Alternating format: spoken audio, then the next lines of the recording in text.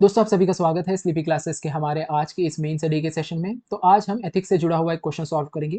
Question कुछ इस तरह है। Mahatma Gandhi said, be the change you wish to see in the world in the context of public administration, how does this idea relate to importance of probity in governance. I would suggest कि आप 5 minute इस video को pause करें, अपने and से question की requirement को समझने की कोशिश करें। हो सके तो एक स्ट्रक्चर बना लें आंसर का, या फिर आंसर को सॉल्व करें।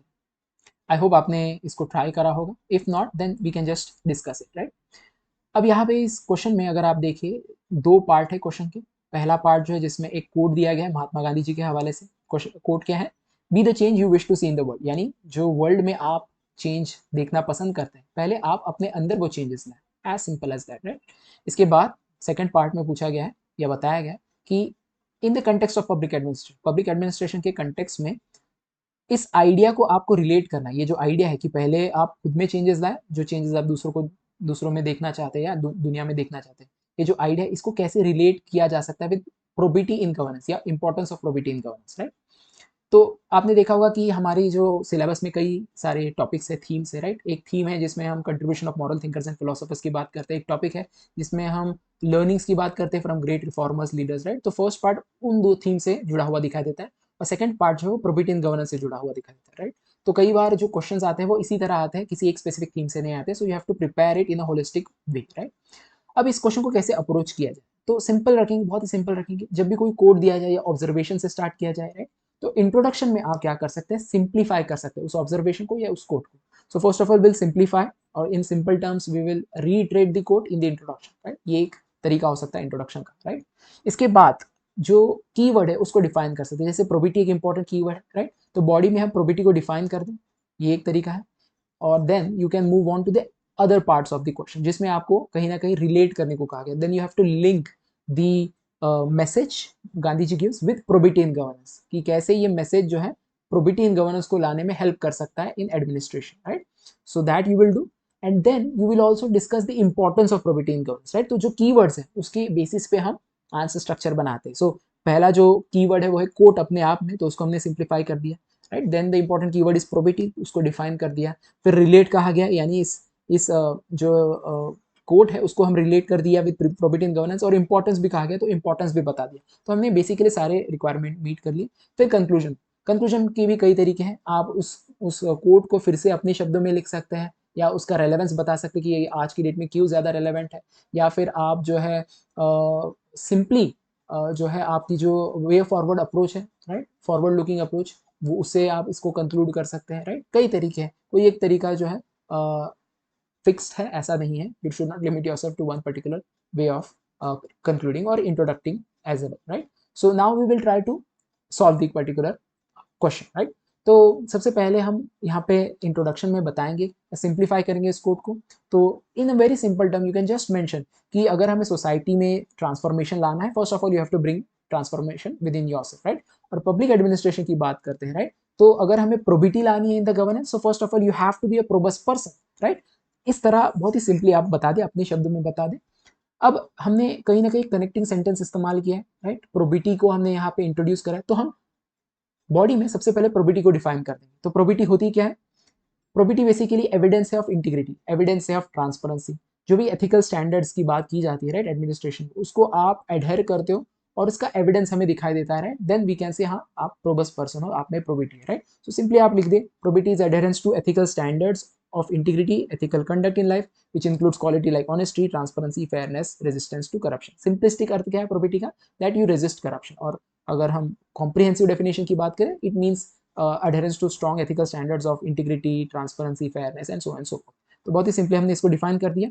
अब हमें लिंक करना है कोड को विद प्रोबिटी, राइट। तो हम इस तरह बता सकते हैं कि अगर हम अपने अंदर चेंजेस लाते हैं, हम इंटीग्रिटी, ऑनेस्टी, इस हिसाब से हम अपनी लाइफ को जीते हैं या प्रोफेशनली खुद को कंडक्ट करते हैं, देन इट हैज ट्रांसफॉर्मेशन और changes in the administration itself. जैसे if you have ethical conduct, if you are a person of ethical conduct, you raise the moral standards for your colleagues. If you are in leadership role, then for your subordinates, right? So you set moral standards for others to emulate, right?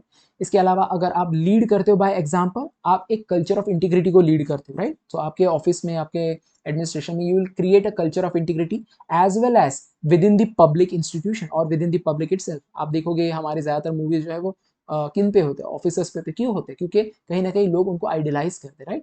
तो उसी तरह आप बता सकते हैं कि not only in the public administration but also across the society.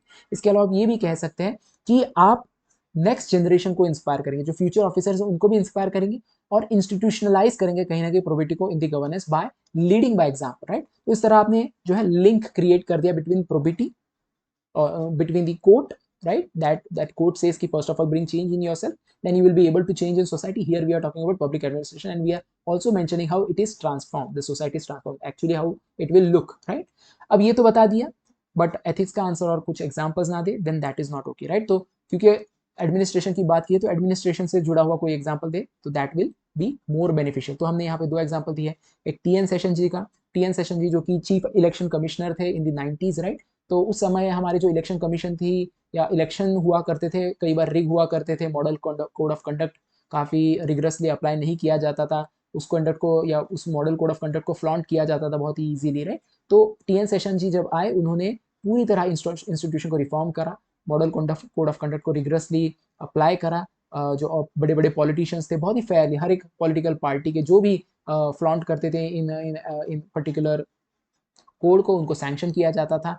कई सारे रिफॉर्म्स लाए, राइट? तो उन्होंने अपने थ्रू पहले अपने में चेंज, राइट? उनके बिहेवियर में जो चीज़ है वो काफ़ी हद तक इंस्टीट्यूशन में उसका इफेक्ट दिखाई दिया, राइट? तो ये एक उदाहरण है। दूसरा उदाहरण है आप दे सकते हैं of our lady officer legend Kiran Bedi ji. You can just say कि किरण बेदी जी जो है वो तिहाड़ जेल के हेड बने, या हम कह सकते हैं she became incharge of Tihar jail. Again we are talking about 90s, right? तो बहुत ही नोटोराइटी थी इन तिहाड़ जेल।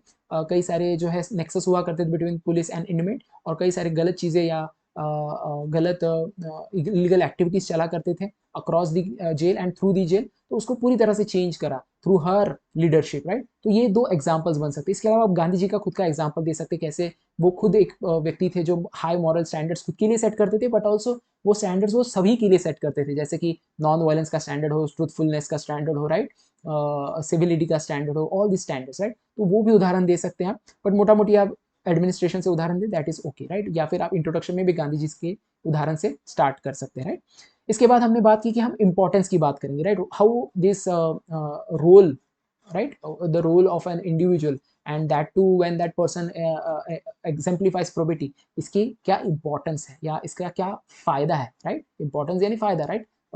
तो इसका ये इंपॉर्टेंस है कि ये ट्रस्ट और क्रेडिबिलिटी लाता है, राइट? अगर इंटीग्रिटी, फेयरनेस, ट्रांसपेरेंसी ये डिपार्टमेंट में होगी तो लोग ट्रस्ट करेंगे। ये मॉरल इन्फ्लुएंस क्रिएट करता है not only with in the department but also across the society. इससे लॉन्ग टर्म रिफॉर्म्स आ सकते हैं। it resist corruption if you have probity within yourself and within the department, if you are able to influence that, right? ये corruption को reduce करेगा और public की legitimacy बढ़ेगी, right? तो आप इसको सेंटेंस फॉर्म में भी या पॉइंट फॉर्म में लिख सकते हैं या फिर पिक्टोग्राफिकली भी आप उसको रिप्रेजेंट कर सकते हैं, राइट? तो अगर 2-3 सेक्शंस हैं इन योर आंसर्स, राइट? तो एक सेक्शन जो है आप उसमें पॉइंट्स लिखें, दूसरे सेक्शन में पिक्टोग्राफिकली रिप्रेजेंट कर दें, राइट? तो ये भी एक तरीका हो सकता है जहाँ पे आप क्वेश्चन प्रेजेंटेशन को ज़्यादा इंप्रूव कर पाए, राइट? एंड देन कंक्लूजन, मैंने जैसे कहा कि आप कंक्लूड कर सकते हैं by again reiterating the phrase और the gist of the question और the core idea of the question अपने शब्दों में, या फिर आप कोट से भी एंड कर सकते हैं। महात्मा जी का अगर प्रोबेटी का कोई कोट है उससे भी एंड कर सकते हैं, राइट? तो यहाँ पे मैं बता रहा हूँ कि महात्मा गांधी जी का जो मैसेज है, राइट, वो हमें रिमाइंड करता है कि गुड गवर्नेंस जो है it starts with self governance, right? Good governance जो है वो स्टार्ट करता है विद सेल्फ गवर्नेंस। अब ये जो शब्दों का खेल है, राइट, जो चीज क्वेश्चन में पूछी गई उसी चीज को मैंने फिर से लिखा है, बट थोड़ा सा कैची फ्रेज का इस्तेमाल किया है, खुद से ही इसको डिवाइस किया है। Good governance start with self governance, right? या फिर आप ये भी कह सकते हैं गांधी जी का जो फिलोसफी है वो 2 वर्ड है। ये सोसाइटी में भी चेंज लाएगा और आप में भी चेंज लाएगा इन अ साइमल्टेनियस मैनर। तो जो भी आप पढ़ते हो गांधी जी के बारे में या फिर उनके बारे में कोई कोट है उससे भी आप इसे एंड कर सकते हो, right? You can just simply mention when official embody the value they promote probity becomes a lived reality not just a rule. तो ये एक तरीका हो सकता है इस पर्टिकुलर आंसर को एंड करने का। सो दैट्स इट। अगर आप जो है स्लीपी क्लासेस से जुड़ना चाहते हैं, अगर आप 2025 का एग्जाम दे रहे हैं तो हमारे पास कुछ कोर्सेस हैं जिसका आप फ़ायदा उठा सकते हैं, जैसे कि आप बहुत ही क्विकली रिवाइज करना चाहते हैं पूरे हमारे जीएस के सब्जेक्ट्स को, so we have mains crash course going on, right. और इसमें काफ़ी प्रिसाइज तरीके से कंटेंट को डिस्कस किया गया है, मेंटरशिप मिलती है आपको, थीम वाइज फ्रेमवर्क डिस्कस किए गए, रेलेवेंट करंट अफेयर्स, यानी अगर कोई इशू डिस्कस किया है, कोई कंसेप्ट डिस्कस किया है तो उससे रिलेटेड करंट अफेयर्स को भी लिंकेज किया गया है, प्रॉपर लिंकेज, टेलीग्राम ग्रुप है, you can avail this at minimum price है। आप इसके लिए कॉल कर सकते हैं, हमें मेल कर सकते हैं ऑन दिस नंबर।